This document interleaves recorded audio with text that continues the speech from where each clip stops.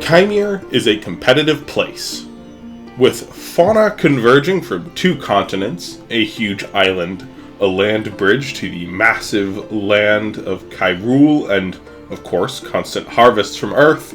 The known world is an ecological arena. Large dinosaurs often have the advantage in that, at least from Earth, there isn't much in the way of new competition, at least for breeding adults. Native mammals of Kaimere don't have this luxury.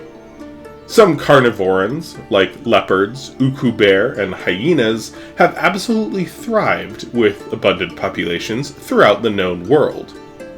This month, we will meet 4 carnivorans who haven't fared as well. Certainly not winners of the ecological lottery, but none are extinct thanks to making a home away from the niches or territory of the aforementioned heavy hitters. The inland sea between Arvel and Nikar has been more or less in its current condition as an extremely shallow sea for around 8 million years. Thousands of tiny islands are scattered throughout, offering respite and passage of terrestrial and semi-aquatic animals. Between an abundance of seagrass, crustacean, and fish, there's also a variety that the modern inland sea has unprecedented biodiversity of specialists usually restricted to narrow coasts. Though the cast is slightly different, the anchored period had similar abundance. This supports a plethora of seal, walrus, marine sloth, and desmostillion, which were abundant by around 6 million years ago. All of these could rest on the many beaches, meaning that they were safe from marine predators below the waves. The saltwater caiman may have been a problem, but was not insurmountable, and they were neither as large nor as proficient in taking down large game as modern salties in the known world. The semi-aquatic styraconichids had several species, but seemed to mostly favor fish.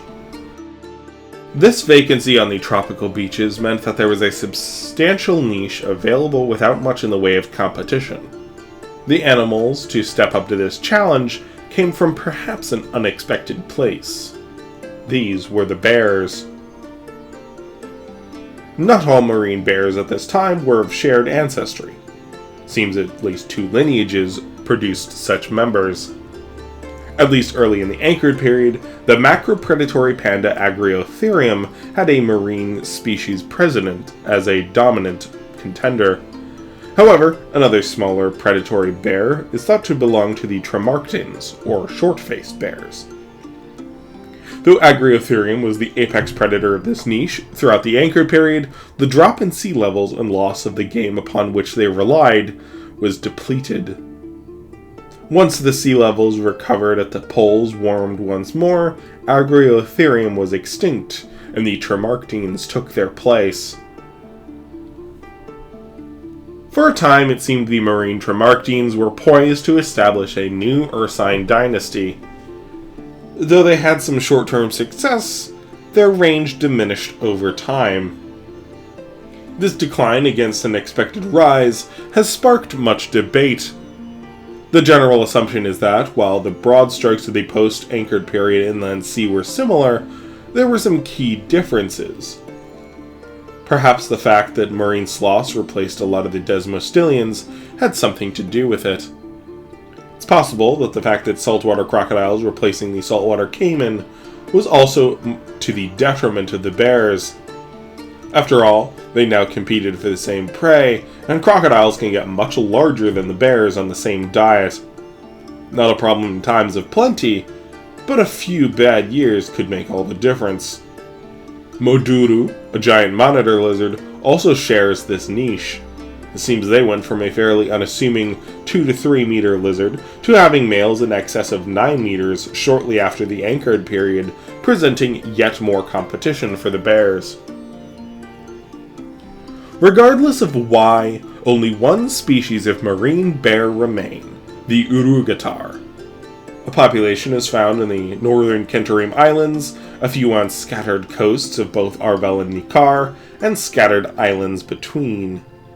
Study has been minimal, especially of the Kenterim and mainland populations, in an effort to avoid contact with Chimeran peoples, but there are a few type specimens, and a breeding pair is currently in residence at the Rooster Crest Zoo, which has done a lot in helping at least anatomical understanding. Their behavior in the wild is less well known, but there are a few things to say about them.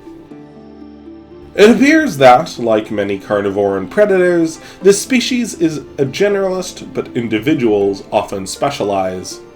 Different tactics are demanded of hunting walrus, seal, desmostilian, and sloth, the main prey items available to these bears. Sloths, for example, often require stealth. If the sloth is bitten at the back of the neck or the cub is snatched off their back, they have little to no defense, and mothers are too slow on land to give chase. Unlike mylodonts, they lack dermal armor, so their backs can be injured more easily than burrowing sloths of the same size. Nearby sloths can and do come to the aid of their kin, but they are more likely to flee or stand in self-defense. If the bear fails to establish a hold, the sloth may form ranks, turning about and raising their arms. In the documented hunts of marine bears on sloths, only 6% were successful and not stolen, as these sloths either escaped to the water, where they are quicker, shook off their predators and retaliated, their social group came to their defense, or the kills were stolen by crocodile or moduru lizards. However, it must be said that all but one of these successful attempts were by the same adult female, who was successful in most of her attempts after quickly killing their prize and took it to rocky outcroppings to feed. This study was only conducted on marine sloths and only in one area, but it is assumed to be reflective of this individual specialization. Other kill sites included walrus, seal, and desmostilian, so it is likely that each come with their own specialist. Sex may have something to do with it. Stealth is important, but perhaps in some prey it is not as significant. Walrus and desmostilian, for example, seem to be preferred by male bears, who can get quite a bit larger than females. A stealthy, experienced female bear is understandably going to have a better time sneaking up on prey, whereas the bulky older male bears will likely have an easier time bringing down larger prey. Uurugetar are not well adapted to marine life, as their 8 million year tenure in the niche might suggest. They are not particularly fast or agile swimmers, and taking to the water is how most prey escapes them. However, this is likely a feature, not a bug. A bear would be hard-pressed to beat the mosasaurs and sharks of the inland sea at their own game. By having superior endurance and being better on land than crocodiles and moduru lizards, they can kill and drag prey higher up on the beaches or rocky crags to enjoy their kills in peace. Indeed, rocky islands seem to be favored by the bears, as they are much better climbers. Despite these advantages, it is clear that lizards and crocodiles are overall better at playing this game. Both span the inland sea and have populations several orders of magnitude greater than the bears.